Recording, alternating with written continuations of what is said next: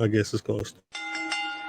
Greetings, wrestling fans, and welcome to another action-packed card of All-Star Wrestling.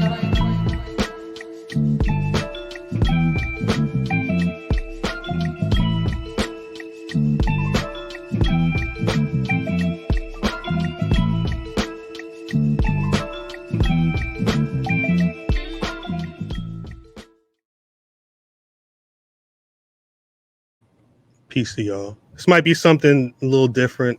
I don't have a full title for these, but I know the intent is real. Peace from the delegation. It's your boy Cal representing rockthedub.com, blackrasslin.com, but it's not a black wrestling show. Again, this is the delegation coming together for Black History Month 2021. Got a couple of my brothers in the chat, in the stream yard. We're going to talk about the contributions black men have given to the world of professional wrestling. Shouts out Stat Guy Greg. What's going on, Cal? What's going on, Chief Pete? Yep. Eve. Yes, sir. When I heard, I don't want to get too deep into what's going on. When I heard what your situation was. Well, go ahead, man. Talk about it, man. It's public. You know what I'm saying? Out there already. Well, it's crazy to think. Before we get into any of this, I think we need to address this just because. It's a public service announcement. PSA, black people. We talking to y'all. This is real. Yeah. The Rona's real. The Rona is real. Mm-hmm. You know, I heard that, Brother Eve. I don't. You work. I mean, you got to be out the house, right? Now? Yeah. Well, I'm saying like he was working during the pandemic and all that. For your occupation, for sure. So when I heard that you had caught the COVID, I had to hit you. Just like, yo, is you good? Like, I got to make sure, because I feel like over the since like November, late November, early December, I feel like I was Thanksgiving. I kept hearing people come. It seemed like more people I knew who was, catching it, being fucked up for a minute, but then like a little, like 2 weeks or so, being like, yo, niggas is back. You know what I'm saying? How you feeling good now? Yeah, nah, I'm good. I'm straight. You feel me? Like I'll say probably the first 5 or 6 days, I was down bad, and then after that, I'm like, all right, bro. Like I'm, you feel me? But I'm also young. You know what I'm saying? I'm not saying that to sound crazy. No. That felt sincere. That felt sincere. You feel me? So I was able to bounce back and get back to normal. Yeah, I don't. If I caught the Rona, I'm not trying to catch. I feel like I might be. I feel like I might be down bad, and I don't even say shit like that. It might be a rough 3, 4, 5 days. I couldn't. I would be in the worst. And and again, like, also niggas got family. Like, I don't need my wife and my son. You know what I mean? They don't need to be going through that shit. People got shit to do. But it's to pull your mask up, man. Facts. Yeah. Facts. The crazy thing is, where I got it from, I was leaving the crib, and my mom and grandpa, they was like, "You going out?" And I was like, "Yeah." Like this was right, like the day after New Year's. I'm going out, and they're like, "I don't think you should go nowhere. Like, you should probably stay home." I was like, "Nah, like I'm about to, you feel me? I'm about to go kick it. I'll be back." You know what I'm saying? Like, I'm good. Yeah. I mean, if anything, I'm good. They're like, all right. If anything, right? If anything, I'm back. 2 days later, I start feeling iffy. 3 days later, I'm like, 4 days later, I'm like, oh, nah. Yeah. You know what I mean? I go get the test. Shorty's like, yeah. She was like, what are you doing for the next 2 weeks? I'm like, I guess nothing now. Yeah. I'm going to be on the couch. I'm going to be in the bed. Yeah. I had to lay up. You know what I'm saying? But that shit is crazy. I ended up getting my mom sick. She trying to take care of me. I ended up getting her sick. Yeah, see? Get her back. So, but everybody, we all good now. So, yeah. Moral of the story is listen to your parents, people. Facts. Parental instincts don't fail. Yes, listen to your people, man. I've seen my mom. We were at me and Fam and Matt for having a conversation the other day. I feel like I might have seen my mom 3 times in like the last I won't say last calendar year, because her birthday's in February. Since like the last 10 months, almost 11 months, I saw her today. She literally grabbed something off my porch, waved through the window, and walked off. But she's more hype about not being out and not being around people than I am. You feel me? Yeah. So and again, I've heard other people talking about not being able to see parents, especially parents who are like old, you know, in like an old age home old. It maybe not being able to see your loved ones during a pandemic and they locked down with restrictions too sounds like one of the worst situations you could really go through. Yeah, man. So stay safe, y'all. Please For stay real. safe. Yeah. I don't know if Brother Fam has something to say. His shit popped up and then I don't know. We're gonna go with it. He'll be in soon, if anything. We'll see. Yeah, we'll see. I want to talk about, again, Black History Month 2021, instead of just throwing images up on the grams and, you know, little video tributes. I mean, again, we talk about Black folk in pro wrestling every week. You know, go in the description down below. You can find our respective links and everything. What you got to say, Brother Fan? My bad. I just dropped in. That was my bad. But we wanted to. There were people who rock with the hot takes episode. We wanted to have the delegation come together in different formations throughout the squad. To, you know, just have an open conversation about, you know, Black folks, good and bad, in the world of pro wrestling. I wanted to start off, Greg. Yeah. Well, I asked both of you, Greg and Eve. Who was the first Black man that y'all remember working in the ring? The first one that I remember like vividly, and I'm sure I'd seen others before him, but the first one that I remember like vividly and making an impression was Papa Shango, which is kind of late because I know JYD was around too. Right. But Papa Shango was the first one that I was just like, well, god damn, like What is going on? Yeah, what do we have here? Right. Because he was like a fully formed, developed character. You want to talk about like some of the other guys? He was Undertaker before the Undertaker, and arguably, probably, especially in those early days, he did it better than the Undertaker because it was just like he was the first guy that they shut the lights off in the arena for your entrance, right? Like that was even a big deal. He was he was popping off against Ultimate Warrior before Undertaker. Like he was a part of that because when Ultimate Warrior was throwing up that green shit, yeah, he was in the mix with that. I remember that Saturday afternoon. He put the curse on him, and it was just like, yo, he had voodoo on him. He didn't, without even laying a finger on some people. Sometimes he would damage them just with the voodoo, and like he had the face paint, he had the music, he had like the little skulls and bones, and like the whole thing was just eerie and creepy. But it's just you couldn't help but look and watch. I seen somebody in wrestling. That's good. Yeah, he had the top hat and everything. He was a whole voodoo master. You know what I'm saying? That's why too. In the Discord, I'll be talking about, you know, NXT Africa, and if that ever becomes a thing, like they gotta do some catch fetish, which is like it's a form of wrestling in Africa. I think it's in the Congo region. Yeah, where like they do voodoo in the ring and they do magic, and it's like heavily influenced and definitely a part of it. So like I don't know if WWE was on it like that first, or if they just happened to stumble across it at the same time as it was happening. I'm assuming Vince McMahon said put a voodoo motherfucker up in my federation, and then they gave him a cane, a skull or whatever. But I seen him on the gram. I was on the Black Rasslin account the other day, and I guess he was promoting somebody weed, and he hit the joint and was like, ooh, and then like he spun in a chair, and when he came back around, he was Papa Shango. He like his whole shit was all changed up. He had the face paint on and everything, but it was like, you know, this weed is insane. I forget what he said, but that man is still catching those checks. Eve, how about you? The first Black man I remember seeing in wrestling was The Rock. I figured that. I figured that. First one, and that's a good answer because he gets discounted every February. People try to say he's Samoan and all that, but it's just like The Rock. You got to remember where he came from. Exactly. The Rock is Black. He is a Black wrestler. He was the first Black WWE champion. There's no asterisks. There's no subcategories. Like, it's done.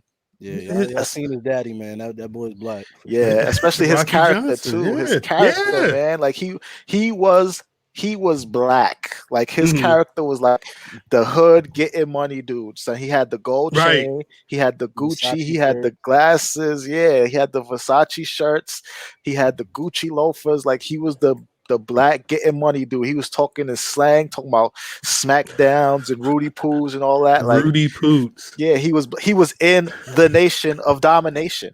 He was the Yeah. leader of the Nation of Domination, and this was after they became the black faction. When they got rid of Crush, they got rid of Savio, and they were just straight up Fruit of Islam Nation. He was in it. He's black, son. That's it. There was a time in the WWF where there were people literally fighting because they were a different race. Like it was a whole trifecta race war going on in the WWF.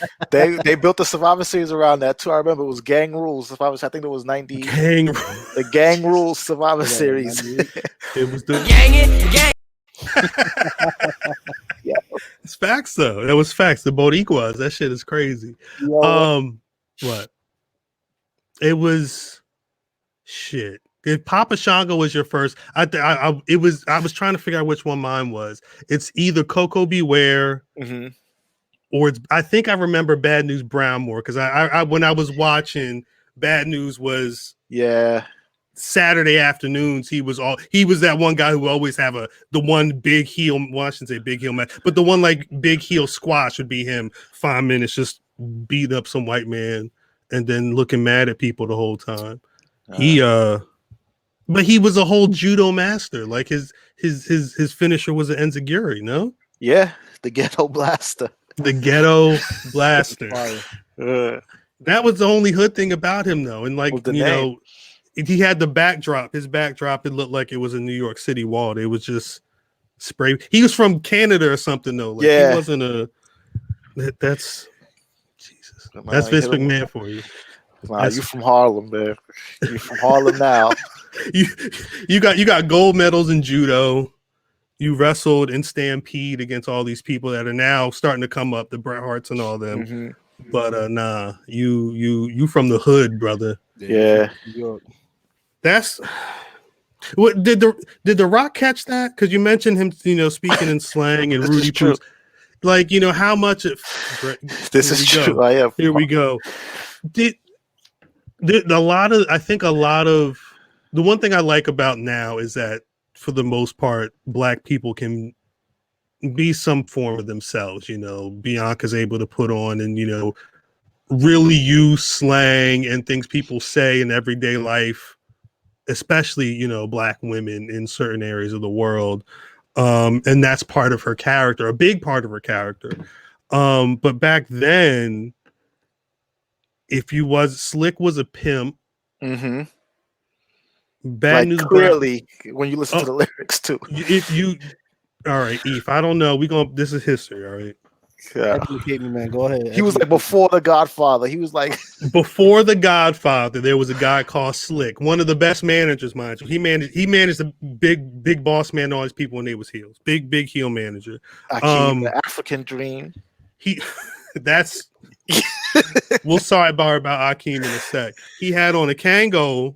He had on like the finest 1986 slim cut suits. He was a skinny old dude already. He had his theme song was called Jive Soul. He had a Jerry curl.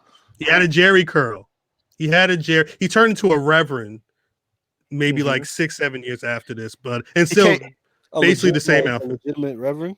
Yeah. He came back he's during one of the legend nights. Didn't he do somebody's wedding recently too? I forget who it was, but I was like, yo, Slick. I couldn't believe he's a whole reverend. He was back. But so that makes me wonder if he was an actual pimp in real life. But they did music videos for their theme songs back in the day. And the beginning of his theme song, he was in, it must have been Kentucky Fried Chicken, but they never said it. His lips was greasy. I'm like, he had all the oil on his lips. He was finishing up a chicken bone. And what you talking about, you can check on my video, job. What he said, you eating my yardbird, some shit. Like it was so real, just real coonery. And And then they dropped the video. He's on the stroll. He's on the whole stroll. He got his pimp walk talking about it. He was like low key rapping, but it was again, this would have been like 86. So it was and it was produced by the WWF. Mhm. So and I wish I could remember some of the lyrics because I listened to it recently and I was like, oh, he did. I was like, yo, he's a pimp. He was a whole pimp. No, that was his character was I'm a pimp. And now like, yo, when you look at like the 80s wrestling too, like they had the characters, but there was like a like almost a seedy, dirty sub layer to the characters. Because even Brutus the Barber Beefcake, who we're definitely not here to talk about at all, but I just want to he was a stripper. Yeah, he was at the very least a Chippendales dancer or something. Yeah, like that. and like he never took off the bow tie. He never had on like an actual shirt. Beefcake. His name was Beefcake. His name was Beefcake. Yeah, he was just a straight up stripper. Disgusting. And I guess in the 90s, again, 90s would have had Men on a Mission. Well, we ain't gonna talk too much about tag teams, but like just in terms of the style, it had to be something with hip hop, or it had to be something that was like black people do voodoo. You know what I'm saying? Like it can't. Michael Wall Street, IRS wouldn't have been a black dude because they thought it was always these slick back hair white guys in the power suits or whatever. The Rock was able to, like, he was being a heightened version of himself, but I imagine he was doing, part of it would have been just like what he thought his father would have been doing in the late 90s, early 2000s. Rudy Poot sounds like an old ass term to call somebody. It definitely does. I don't even know what a Rudy Poo is, but how do you use it? I feel like you have to use it with Candy Ass now. It's just like one long Rudy Poot can't. Well, I think the thing is like it's something to do with you. It's something to do with a butt. You know what I'm saying? Like I don't know. You soft. What do you I don't know. By that? Say no. Exactly. I don't. It back in the day, there were certain things people would say that was fine. It was what it was. Butch Reed was the natural before Dustin. Fam says that's facts. And go ahead. And Bad News Brown was the precursor to Stone Cold. The whole swag was anti-establishment. Because that was basic black trunks and bald head, no nonsense. That's all you need. Facts. That was the first image. The first time I made the Black Rasslin Instagram, it was that blue backdrop, but that nigga just like it. Super mean mug. And I remember JYD being a thing, but when I first, showing my age, when I was getting into wrestling, JYD was at like the end of his WWF run. He went to WCW for a minute, and I saw enough of him there and watched some vintage stuff to kind of get where he was as a pro wrestler, but I didn't catch as much of him like in his peak. Same. That's more of a brother fam thing. Again, it is what it is. But you mentioned The Rock, and I think it's amazing to think, Eve, that like when you say what year was Rock where was he at in his career when you started getting into wrestling? This was, I want to say like 2000, 2001. I remember this was because my friend, shouts to my boy Just, he put me on. And the first time I remember seeing The Rock, it was him and Austin like just going at it. He was there. He was he was The Rock. Yeah, my boy. I don't want to say swag was there, and that's what captivated me. Right. You know what I mean? Like just seeing like because I've seen wrestling before. Like my grandfather used to watch wrestling and shit, and you see like just niggas in trunks, and you feel me like. They're in their wrestling gear, but seeing The Rock in like a Versace shirt and some slacks, right? Feel me, bro? And it's like, yo, this is fire. Yeah. It was him. I mean, and again, it was more of the, I guess, black athlete with money vibe in clothes, but that was that wasn't anybody else but a black guy who had just recently come up. He had chains on and everything. I remember I was looking for an image of him for some reason. I think I was editing one of the videos and they was talking about him, but there were posts about, trying to find some of the old Versace shirts that he had. And I guess, I don't know if they became collector's items or whatnot, but Mans was out here putting on in the gaudiest of fine attire. But it's crazy I can't think of a world where I'm younger watching a black man be a champion, or at least being in the main event scene. Like Bad News Brown never had an opportunity. Like, you never even thought about this motherfucker right here, like having them in a serious back and forth. The only time I would see Hogan wrestle a black person was Kamala. You feel me? Yeah. So it's gotta be. I don't want to say it's like having Obama as your first president or something, but like it's gotta be crazy to get into wrestling and see like black people. Ron Simmons didn't win the world title till like 92, 93. It's crazy. And this was after like so many people, and I don't know how far we're trying to go back with it, but even like, Bobo Brazil, Ernie Ladd, right. All these people in the line. You mentioned even JYD probably could have done it. All these people in line before, and then Ron Simmons was the first one, like way after the fact. Yeah, there was a fan had shared me on a video that popped up on Facebook, again showing my age, the other day, but I guess it was a promo. Ron Simmons talking with Jim Ross. I don't know how soon it was after Doom. I didn't have a date on it, but he was definitely solo and he was definitely a heel. And at the end of it, he said something like, "My name's going to be in the record books," or something. I'm going to do something that revolutionary. I forget the term was, but it was like, I guess thinking about it now, they probably fed him the line because Bill Watts knew he was going to make him the black champion. Maybe. But it's hard to determine how soon in his solo career he was at the point. But it was interesting to see that, knowing that within a year he actually, would become the black champion for like a month or two. His reign wasn't even that long. Short. It was I think I don't know if they did it and white people who watched WCW got upset, but it went from Vader to him. And then at some point it went back to Vader, I think, right? Right back to Vader. Vader was with Harley Race. What's up? You said that, and I was like, I wouldn't be surprised if that was the case. And that instantly, it reminded me of when Jinder Mahal won. Right. People were like disgusted. They was showing how upset. Yeah. So I love this run partly for that reason too. Just like, we don't care. You're not the only voice, and you're not the dominant voice anymore. So now you have to like strap in and be along for the ride while everybody else gets what they like. Fact. I was never a fan of Jinder Mahal. I saw it for what it was. I mean, again, sidebar, knowing that they were trying to build up the WWE in certain regions of the world. So some of that.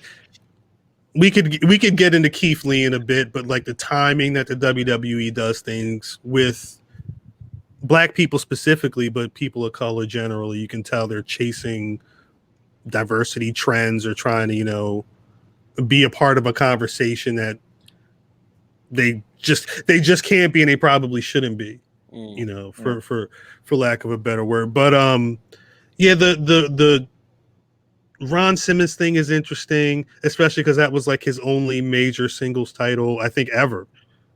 Yeah. He didn't do anything else after being the first black guy in WCW. Nothing? No. I mean, he had some tag team stuff that I'm sure is going to come up, later on when we have that conversation. But singles, it was just, that was it. His last big thing would have been forming the Nation.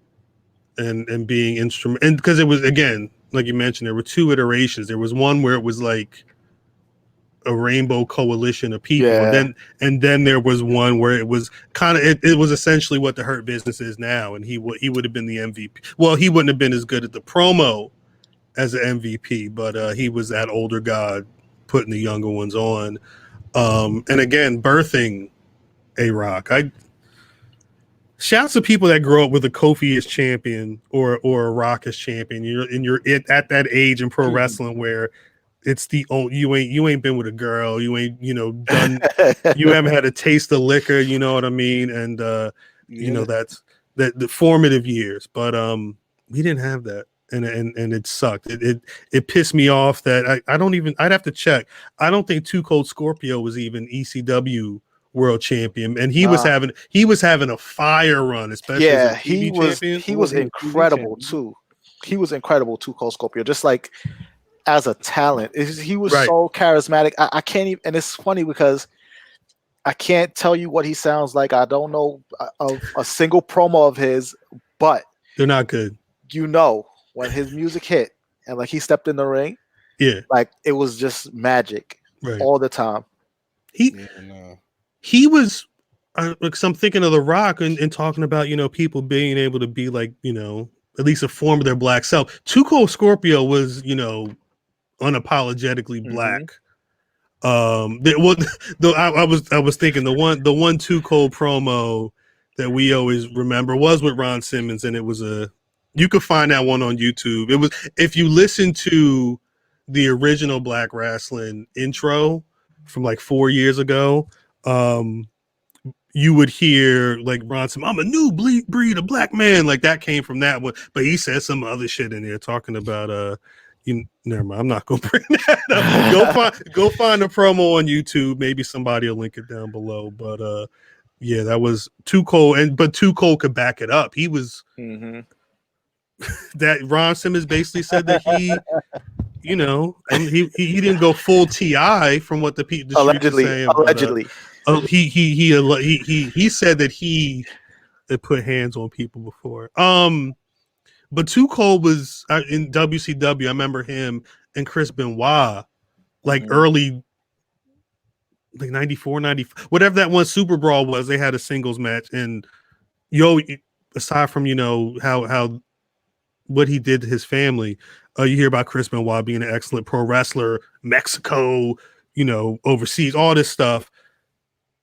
Too Cold was going right with him. They was doing the lucha rolls and the mat work or whatever. But then Too Cold will do a 540 off the top rope or something, And I think something too that's we haven't even mentioned yet, that when you see Too Cold and you see what he does, it's like two different experiences. Like you see him and you expect him, because he's as big as like maybe like a Shelton Benjamin or somebody who's just like just wide and big, and like he should just like beat your ass, like ground and pound. But instead he chose to go to the air and just like overwhelm you with speed and just aerial offense that a guy his size shouldn't have. And then would just do that shit. Do that shit. It's like if Bobby Lashley moved like Ricochet. Right. Just picture that in your head, and it doesn't make sense. Yeah, no, that's why I shook my head just now. It shouldn't make sense, but it's just like that. The math's not mathing on that one. Yeah, but that's what I'm saying. It's what it is, though. It's exactly what. Well, because that was the thing. Again, his ECW run to me was his favorite when he was Too Gold Scorpio, because he had the tag title with Sandman and he was TV champion. But he was the announcer would be 5'11", weighing at 230 pounds, and he would go to bro, be like, no, and like whisper in their ear, and they'd be like coming in at a chiseled 226 or some shit like that. Like he had the personality, and the character would play around with shit like that. But again, then you got like 20-25 minutes with Dean Malenko, you know what I'm saying? Like, but he had to go to WWF and put on a fuzzy coat and a pimp hat, and then be part of the Job Squad and put on toe to toe with Owen Hart. Like, these things happened. Yeah, on Flash WWE Funk TV. Almost offensive. Like he had to put the extensions in his hair because he always had a ponytail. Yeah, it was ridiculous, Flash Funk. Because when you think about what he could do and what you've seen him do in ECW and all these places, right? So, like you said, go there and put on like the colorful suit with the like just ridiculously oversized hat. Yeah, it's he had them thigh high boots, like for real, wide too. If you want to get mad, do Google those boots. It's just ridiculous. Terrible looking. And that now he just wrestled right now. Let me see. Yeah, we got it a was live offensive. reaction from Two Step Tony. Back from the Roni. I hate making light. I feel bad making light. Two-step ahead, Tony brother. back from the Roni. That was too good. But also, I'm glad to have Boots you are around. great, bro. These some Mary J. Blige boots. Yeah. These boots are crazy, man. He would go, but I don't think he would he wrestle in those?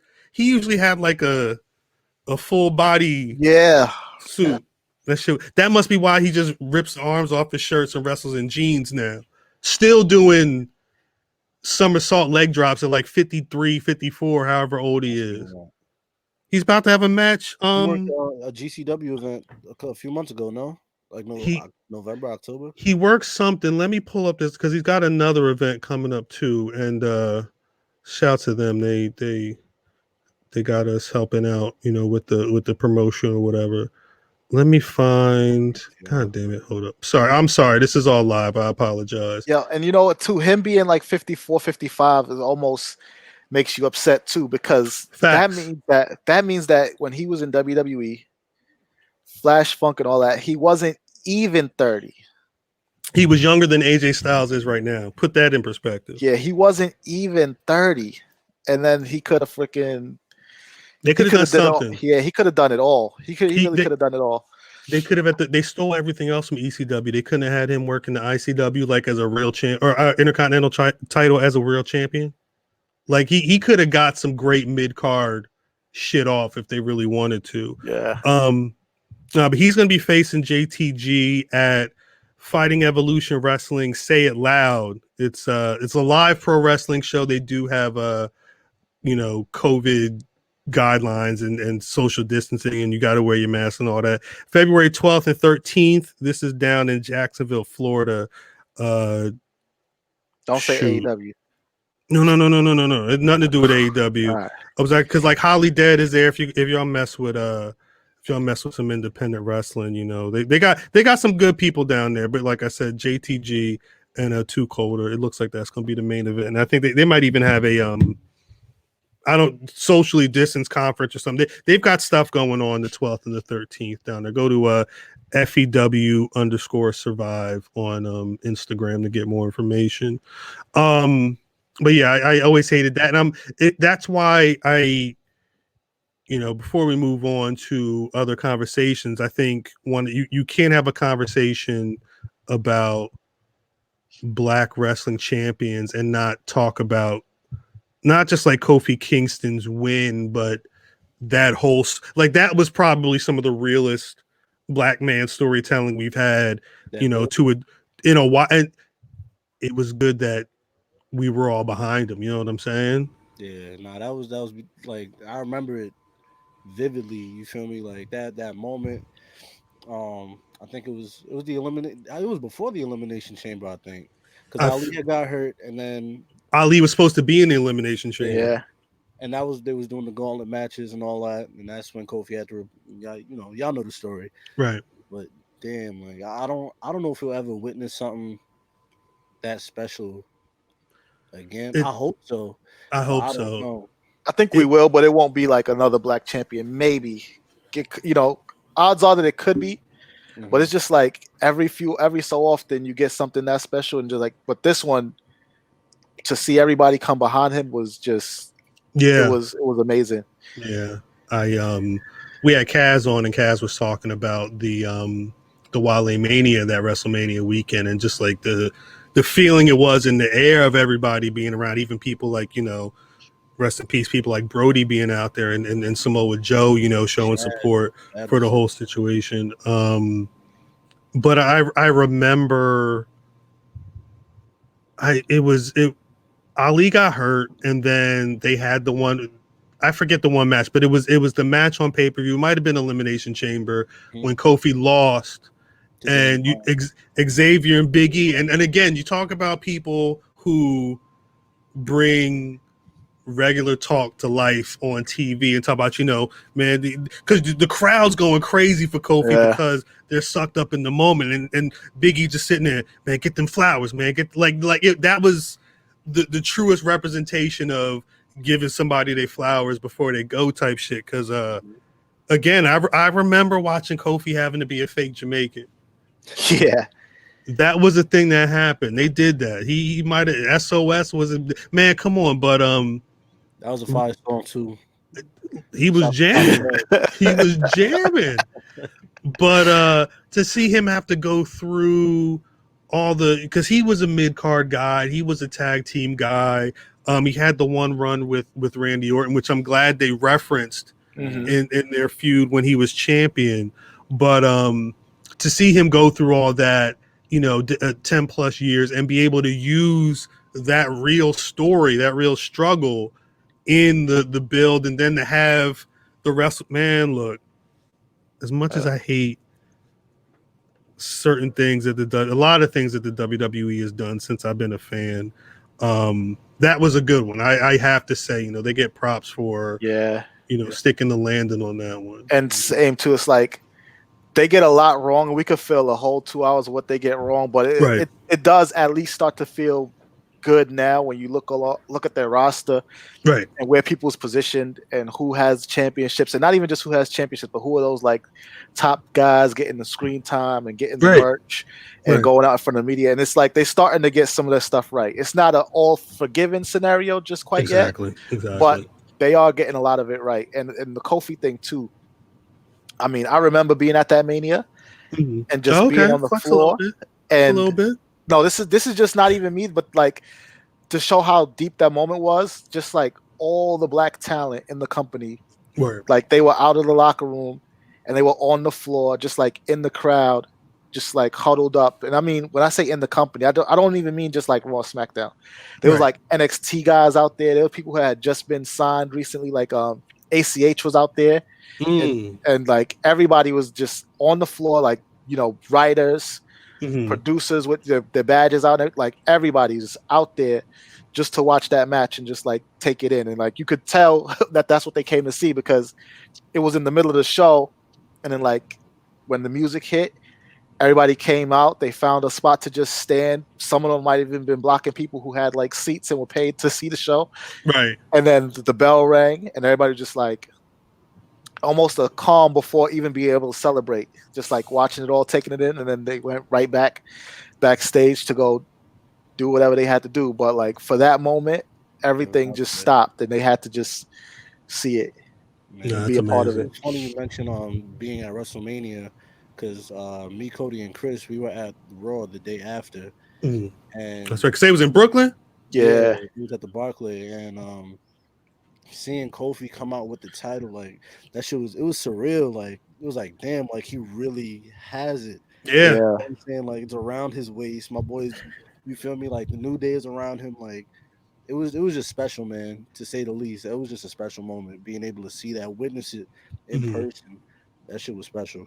Yeah, it's I think the one thing that cracks me up, it's such an anomaly. It's such a thing that just you never see, that it's almost like you got to make sure, all right, at 9:15 on such and such day, this man was walking with the belt, and they called him, because again, you can't believe that it's true. And it makes me wonder though, because over the last year or so, I guess from the end of 2019 throughout all the quarantine until now, they've been slowly is not the right term, but they've been building Bobby Lashley. He's been at times not as dominant, but I would say during quarantine throughout now, like I'd have to go back and check his win-loss record, but he's been doing a lot of winning, especially as a singles guy. I would like to see, instead of going the Bray Wyatt route, I will not down talk the tribal chief ever, but Bobby being able to hold the championship, the heavyweight championship on Raw, and have a similar heel run. I didn't think I would 2 years ago. I didn't think I'd be a Bobby Lashley fan. Same. You feel what I'm saying? Me either. That was when he came out to. He was at WrestleMania with the yellow eyes, the Michael Jackson Thriller eyes. Yeah. It's bad. It's been bad. But I guess, again, we mentioning he's not a rock, but mentioning Ron Simmons in The Nation earlier, I guess it's good that he's been able to stand next to someone like MVP and really soak up his game. And Bobby's not a promo, but being able to stand next to someone who is a great promo and deliver, those statements and everything, I can only hope that Bobby's able to be in that world, like be in a serious world championship conversation at some point. You need a baby face. They're not going to put him against a Bray Wyatt. I don't know if they're really trying to do that storyline. It could be interesting, but it also could be messy. But I think they would want to have like a built up Drew McIntyre people could actually give a shit about fighting a dominating Bobby Lashley could be the biggest look for him before he's done, because that's also an old man too. Yeah, and it's funny you mentioned that too, because I know, like, we interviewed Bobby Lashley for Cheap Heat recently, and he mentioned that he has the U.S. Championship, but even though he has it, he's got his eye on that big World Championship. So, the Rumble is this Sunday. It's the one time of year when anybody could become the number one contender. Right. I know some people got their eye on Nakamura for it.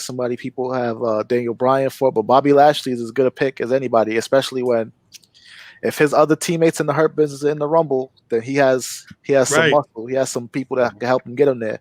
Right. They better say something? No, I was gonna say because you were talking about him versus Drew. That could be a thing, and I was gonna say like that would be a good callback, because the last time they faced off, I think it was at Backlash. It was last summer, but they had an incredible match. You know what I'm saying? So to see them run that back for World Heavyweight Championship, that would be awesome to see. And did they work together in Impact TNA? I know you would know. So at that time, I don't think I was tapped in, but that's good. I do believe so. That's good. No, I'm just kidding. But yeah, I think because he was the man, because he's also, and this is the thing, he was the man who stood next to Donald Trump years ago when Trump got the stunner at WrestleMania. But are we holding that against Bobby still? I don't think we were holding it against Bobby ever. I think if we were, by the time this Hurt Business thing really started moving, I'm looking past the Sami Zayn feud he had recently. There's a lot of things that are getting washed away. I was fine with the Lana situation. I think that was them trying to make him, hey, put this man on your TV, start recognizing this guy's face or whatever. But I remember when he left the WWF or the WWE at that point and was in Impact, he was in that conversation. I think he's what they would want number 51 to be now, that big Brother Fam said Bobby Good in 2021. So set in stone right there. Yeah. That's it. Now, I was looking, you mentioned the Rumble. I was going through the stories on the Bumps Instagram page, and they had like all their hosts doing their Rumble picks or what have you. And a number of them, some of them had Big E. We could talk about Big E in a bit, but a number of them were picking Keith Lee and Bianca Belair. We'll say Bianca for another show. That'll happen in the near future. But I thought it was interesting that people, at the very least, they're talking about Keith Lee as a potential threat. He'd be the babyface version of what I'm envisioning a Bobby Lashley streak to be. Why do we think that they haven't been able to just let Keith be Keith and do what we know he could do? I think because on the main roster, there's just too many people tinkering around with what these people are. You know what I mean? At NXT, they go down there and they figure out how to work in the WWE system, and they figure out who they are, and they find a way to work according to what Triple H and whoever's running NXT wants. Mm-hmm. But then on the main roster, there's a whole different team to please, and Triple H has only but one person on that team, and then Nah, too many people is literally too many people, because then you have the writers who are trying to please Vince and they want you to go in one direction, but then you have agents who will also have what their idea of pleasing Vince is, and they want you to go another way, and then Word. you could be following those directions, and then you end up being the one who has to take the hit because you didn't you didn't please Vince. I think just all the layers that have the product come across so polished, Mhm. it's so professional, also sometimes might be getting in the way of just letting the talent be who they are and just come across on screen. I think that Keith is suffering from that, because even like his conversation about the gear and the music that happened right on his debut, Right. that I'm sure was out of his hands, but that's another thing 100%. where it worked.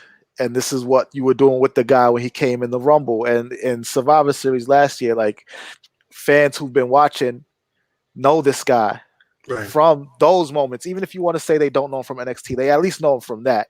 Right. So Y'all ran the Rumble back on Monday Night Raw. Like, people saw that in that confrontation between him and Brock. Yeah. So when you like mess around with that, then it's it doesn't make any sense really.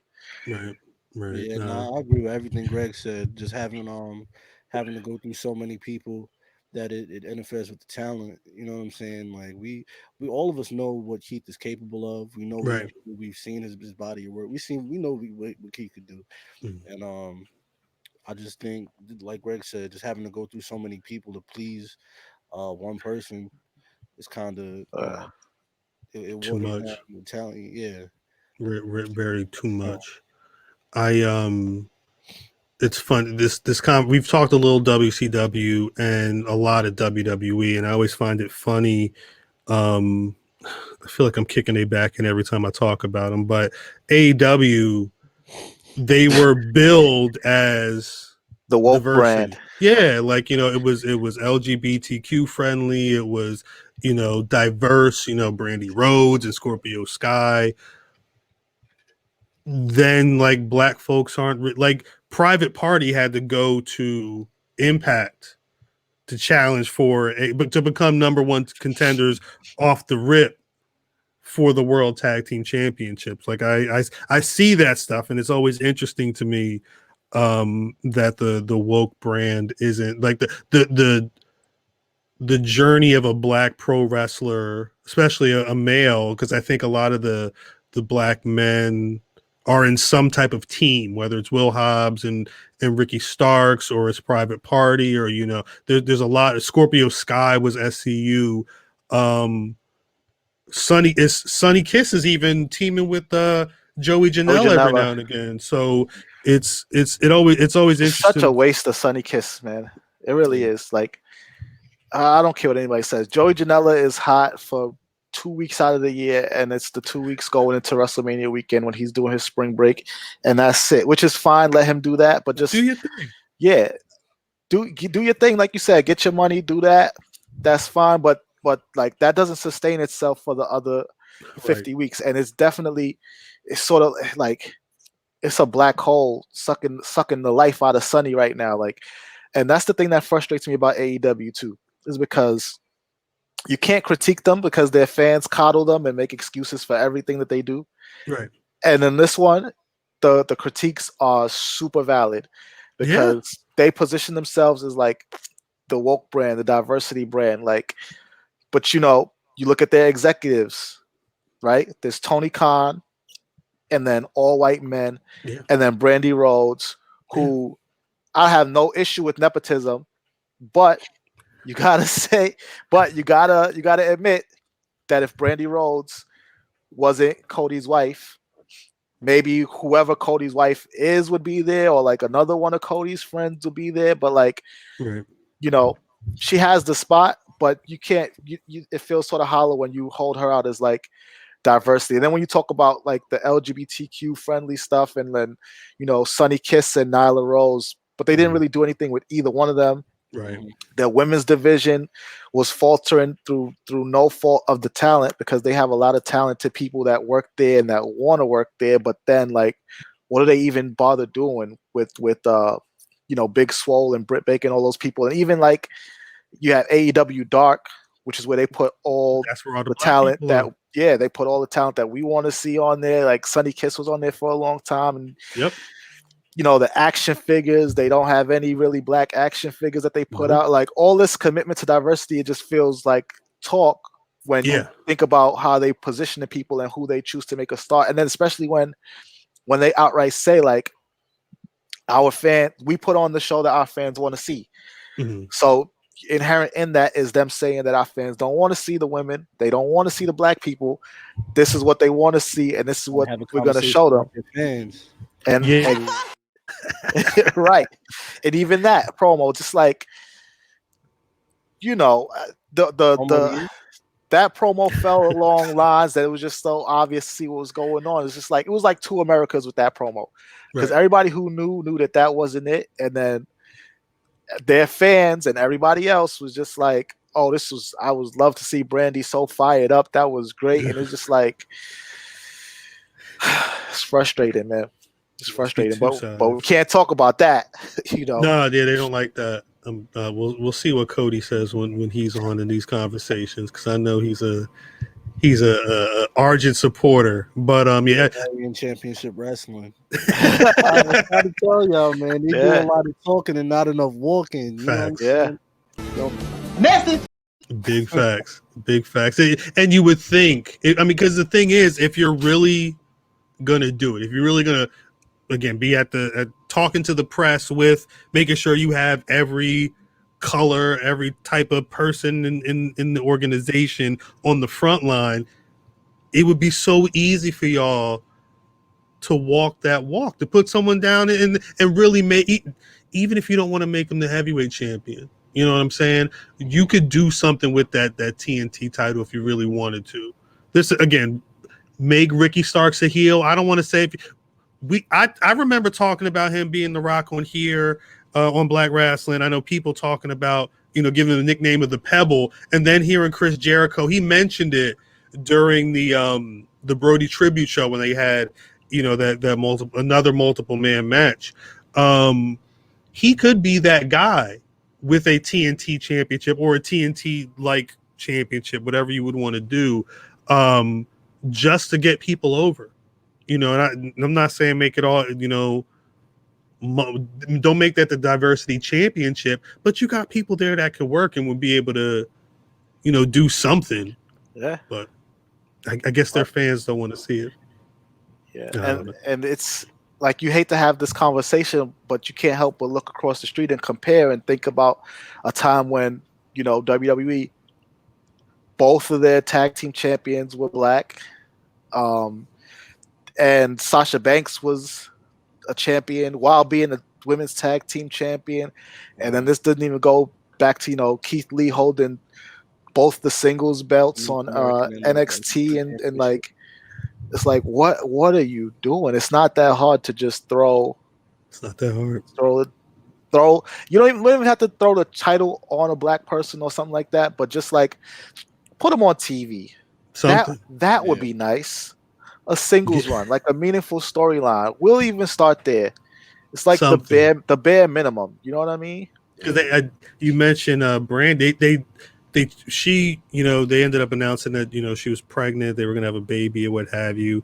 So I could see that halting her storyline with Jade Cargill. But in the mix, they were Swole. We'll get into women specifically, in a later episode of this series, but it's just really indicative of how they don't write, non-white men into any prominent storylines that are going to last, longer than 2 or 3 weeks. Wow. But bringing it, I mentioned earlier, I saw a lot of, there's a lot of talk about Keith Lee possibly being the men's Rumble winner. The other name I was seeing a lot was Big E, and I've been wanting to see him be able to take a singles run, or at the very least, do what he's doing right now. But I like the idea of him getting his time to shine, being able to not be the one promo that he had with Paul Heyman on Talking Smack, where Paul Heyman, the last line he said was, because he was like, you're doing phenomenal work and I want to see this happen. But he was like, think about this, I forget the time frame he mentioned, but he was like, when's the last time you heard them talk about Roman Reigns and mention the Shield? Mm-hmm. And Big E was just like, damn. Because and then he was probably in the ring in the Gears of War 5 shit like a week or two later. But even still, like, the fact that they had that conversation and now he's able to start working as a champion, a mid-card champion, I can only hope at some point. I don't know if it's going to be Roman Reigns. I don't know if they're ready for, 2 months from now or what have you, and having that be the case. But that would be a big vote. Do y'all think? All right, let me ask a question. Big E wins the Rumble. Okay. Roman Reigns is going into Mania as the champion. Big E says, you know what? Give me that match. Do y'all think they would let Big E take that title now? It's tough. I think there's pros and cons to it. I think Big E with the New Day was just as big as Roman on his own in terms of being able to send them out anywhere and have people spend money, pay to see him, do good media, be a good brand ambassador. Right. I think there's sort of equals Roman and the New Day. What remains to be seen if Big E is that on his own. And I think if they're at a place in April where they feel like Big E is a good brand ambassador, that he can represent the company just as well as he did when he was part of the New Day, and that he's doing it all his own, and like all the other business stuff is there, then I can see them definitely like pulling the trigger and having Roman hand over that title and do the job. Because at the end of the day, too, it's Roman, right? All the tribal chief stuff, I don't want to say it goes out the window, but he understands it more than anybody, the business side of it, and that the championship, for as much as it's played a central role in the storyline, is only part of the piece of the puzzle for him. Right. Yeah. Nah, Greg definitely made valid points, but to answer the question, I'm gonna say no. And I'm gonna say no because I feel like I've done seen this story before, and I know like y'all be screwing niggas, you know what I'm saying? Like I done seen niggas get screwed a lot, and maybe it's PTSD. I don't know. You know what I'm saying? But I feel like I just seen this story before, and I know how it ends every time. So that's just me. You feel me? Mm-hmm. Basing my shit off of what I've seen in the past. You know what I'm saying? And I asked this in the Discord probably a couple weeks ago. I was like, does the Rumble win mean anything anymore? Because I don't see people like the last few years. I don't see people win the Rumble and then go on to not win. You feel me? At Mania, or they like it's not even a legit main event. Like they have the title shot, but it's it's early in the show. Right. So does a Rumble win mean what it used to? You know what I'm saying? I think it can. I think you're right. They've not been it. We've had situations again. We were talking about a lot about The Rock when The Rock came back. You know what I mean? You're not, anything that's going on in that card is not going to top The Rock versus Cena for the world championship. So, but I think if you have the story going in, like if you look at like what they're doing with Cesaro right now, the conversation about he's never won, he's been around for so long, he's beefing with Daniel Bryan, like you could tell that story with somebody and have that start to really from the ground up build them to be someone who could be I don't want to say a Rocky Balboa, but like an underdog who's going to go up against the champion in the main event at Mania. Like you can make it mean something, but they've been using it more as a storyline tool, but not for their biggest stories. You feel what I'm saying? Yeah. Like if Brock Lesnar came back in the Rumble, out the Rumble, whatever he's doing, they're going to treat that as higher than unless that person is going to be, unless he is the Rumble winner or is facing the Rumble winner, it's not going to be as big as Brock Lesnar doing anything, which, it's indicative of some of the problems that's been going on with WWE for a minute now. It's nothing new, but yeah, that's a good question. I would love to see what some people watching this would say. Leave any comments in the chat below. Damn, I feel the struggle continues. Or do we think black men are in a good spot? Or, is the story still being told? The journey is still progressing. I think the journey is still progressing, but I mean, it looks better than it did. Yeah. It looks a lot better than it did. Right. Because I think part of it too is, just like when we were growing up, we mentioned Papa Shango and like JYD having chains around his neck, and Akeem, a white guy, being like the African dream, which could get into like a whole other conversation about like imperialism and. Wait, fam. I'm sorry to cut you off, Greg, because fam is that's one thing that me and fam have talked a lot about earlier. I wish I had a drop of it or something, but have you ever do you know this story, Eve? What story? All right. Yeah, go ahead. I probably don't know. Go ahead. There was a big guy in the WWF called One Man Gang. He was a punk rock dude or like a heavy metal dude, had a mohawk, like Punk real rock. He was punk rock. Because he had like the ripped off denim jacket, had the mohawk, he had like chains and stuff. He was, a real badass, a mid 80s TV badass. One day he linked up with Slick. Yeah. Yeah. And you see, they're like, oh, what's Slick doing in the ghetto? And like, all right, it's like where all of the homeless people would stay. They had the tin cans, had fire coming out of them. They had like women in African clothing dancing because this was a ritual. And they turned One Man Gang, a white guy, fat white dude, into Akeem, the African Dream.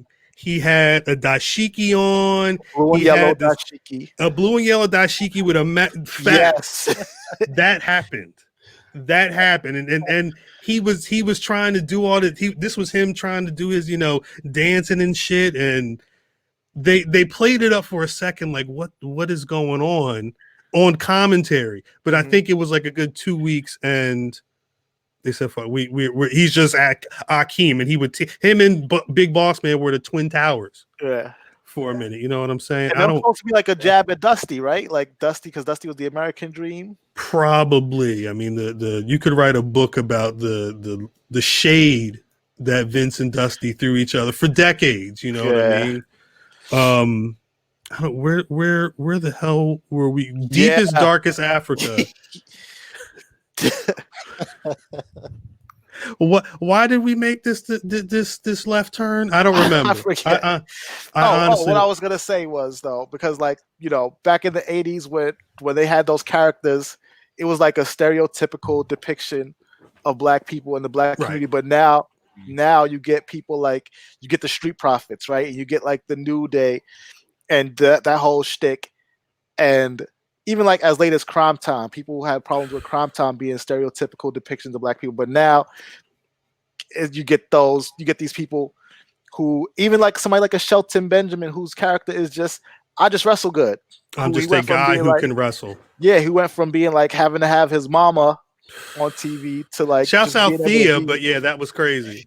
And these characters just get to be unapologetically themselves, but also represent different types of blackness. Because like even the Street Profits, I remember when they first debuted in NXT, I was all in, and people won't admit this now, but they were just like very writing their thesis statements on how the Street Profits, like the name was bad and they were stereotypical depiction. They were like the new Crime Time, the Mixie Boys. We used to call them the Mixie Boys back when because I didn't know what they had the cups. They were just like frat boys. They were just chilling. Like they were like athlete frat boys. That's how I saw them.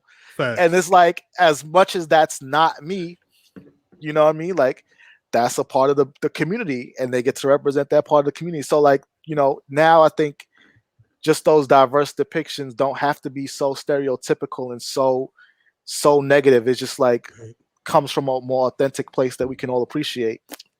Yeah, it's facts. I remember I'm gonna to break off, but Good. I remember talking. I forgot who I was talking to. I think it was probably like one of my family members, and they were talking about just black wrestlers, and they were talking about how they didn't like how the New Day was represented.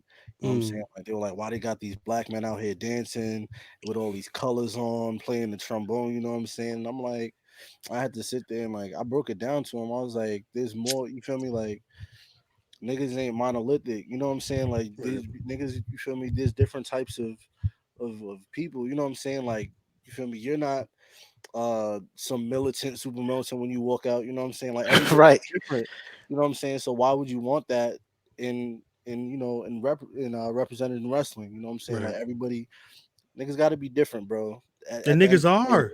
Yeah. Some everybody was the same. Why? Who would mess with that? right. You Yeah. know what Right. I'm saying? So I remember just having to break that down. So I forgot who I was talking to, but at the end of it, they were like, "Nah, I see what you're talking about. Like, you're right." Mm, And I think it is good too to have like a Keith Lee, his character, like a white guy could play that character, and it wouldn't be like a Akeem situation. You know what I mean? right. Even the same thing with Shelton Benjamin. I think just for that, we're in a good place where like the black guy doesn't have to be, the voodoo guy, Mhm. or the guy in the chains, or the servant to the $1 million man. You know what I mean? Like the Right. black guy can just be a black guy who is good at his job and just can wrestle good, and Facts. that's it. Damn. I don't want to say we got it better than we did when growing up. What you saying, fam? Yo, really quick, we just had this conversation Mm, about Xavier Woods, mm, and Xavier Woods doesn't have there is no basis for Xavier Woods as a character. You right. don't know. He a video game nigga. He's kind of a alternative culture nigga where like he doesn't come in and represent any specific thing that we've seen before.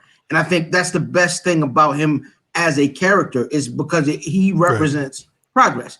He represents. He isn't the nigga that Right. you know what I'm Right. saying. Dot dot dot. He isn't the nigga that does this. He is just a guy, like a guy. A video. He's what his character is way before he is black, and I think that is what represents the culture. No, that's dope. I think that's a shoot. 'Cause I think we ran through it. I feel like the more we end up talking about, I mean, hell, even hearing, y'all two break, the New Day down, break down how far black folks, black men specifically, have come in the WWE alone. It's in a better place than when I was watching Coco Beware and Bad News Brown, Yeah. every Saturday afternoon. It can be better. I think it can always be better. And I do know that, whether it's Kofi Kingston, whether it's people bigging up the Hurt Business, whether it's, people turning on last year's Rumble and seeing Naomi with her natural hair, or Yes. Bianca do like 30 minutes in the ring, and somebody's kid being like, yo, who is that? They look like me and I want to watch, them do what they do. I know the WWE is very reactive when they put that stuff in, but if the alternative is that, I have to go through another, 2 decades, 3 decades of not seeing people that look like me on TV, I'd much rather prefer the steps that they've taken, especially, I guess, within the last really 20 years, with, if you want to take it back to The Rock, but I think specifically last like 5 years, 4 or 5 years, I would say. They're starting. We didn't even mention people like Ricochet. You know what I'm saying? Not in any real way. There's good talent being brought aboard who can do amazing things on that show. Uh, don't do that. Don't do that. On that note, I think we're gonna wrap this conversation up for today. But before we get out of here, Greg, Eve, let the people know where they can find y'all podcast, where they can find y'all social media, all that good stuff. You see it right there, wherever it is, at Stat Guy Greg on Twitter, Instagram, everywhere. Cheap Heat Podcast. You can find it on Apple, Spotify, wherever you get your podcasts. Me and Peter Rosenberg, we have conversations, not just like this, because I don't even, nothing that I've done is going to be just like this. This is a special thing, and like Cal said, we got more coming up. But if you just want like straight wrestling talk, that's where you can find me. That's what's up. Like Greg said, bro, right there. Wherever it is. Sky High Eve on the Twitter, on the Instagram, Black Announce Table on Twitter and Instagram. We drop every Friday. We back, after 3 weeks, but we back. We getting ready to drop some dope shit off, man. Y'all seen the new logo, the new intro, so things is coming, man. We got some things in the works, so that's what's up. Price of the brick going up. Facts. Black Announce Table Patreon as well, right? Yes, the Patreon, man. $5 a month. Invest. Right now, investing is the thing. You feel me? They got the Doji. You feel me? GME, the Nokia, all that. Invest in your entertainment also. So cop that Patreon. Patreon.com/Black Announce Table. Word. Well, I'm at Cal on Twitter. At Black Rasslin on Twitter, Facebook, and Instagram. BlackRasslin.com is the website. Black Rasslin Podcast. Again, like Black Announce Table and 6 or 7 other Black Wrestling podcasts. We drop on Fridays as well. The YouTube usually drops, a day, sometime that weekend. I appreciate anybody listening to the audio, but sometimes you got to tap in with the video because Jokers is crazy. We recently had Public Enemies. Shouts out to Public Enemies. Yes, classic episode, by the way. Thank you. I had a lot more on that list, and it turned into something else really quick. But that was a good time. That was a really good time. But yeah, tap into the YouTube when we have merch. BlackRasslin.BigCartel.com. You already know the vibe. You're advertising some of the merch right now. I mean, well, you can't get this one. I will say this colorway is like a 1 of 2. If I'm not, see, I didn't know he was doing the Red X merch. I thought he was doing blue hoodies today. So the thing is I don't think I was gonna rock a totally different hoodie, but I said, you know what, it's Black History Month. Let's represent, some real statements out here. And actually, this design, the first one, the black one, like you see, Eve's got on, that was 3 years ago, or two or 3 years ago. Damn, I'm behind. Well, it was the first one. But you know what it is, though?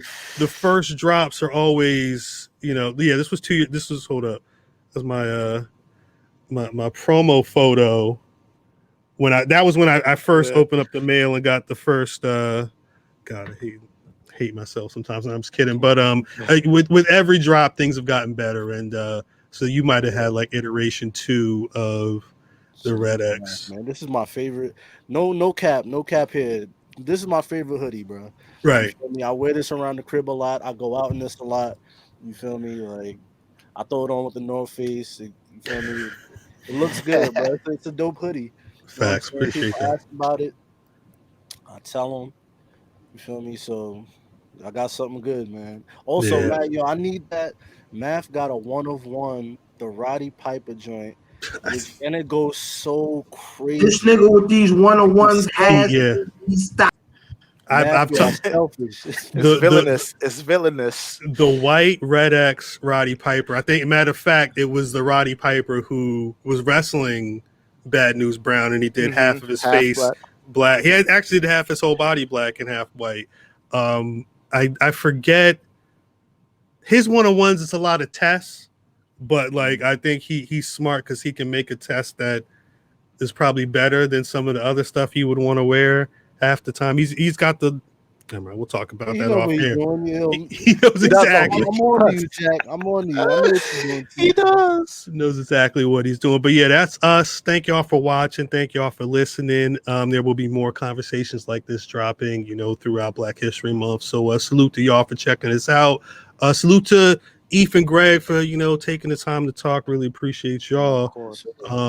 Shouts to fam back there, on the boards, and we'll talk to y'all next time. Peace. Motherfucking damn ham fucking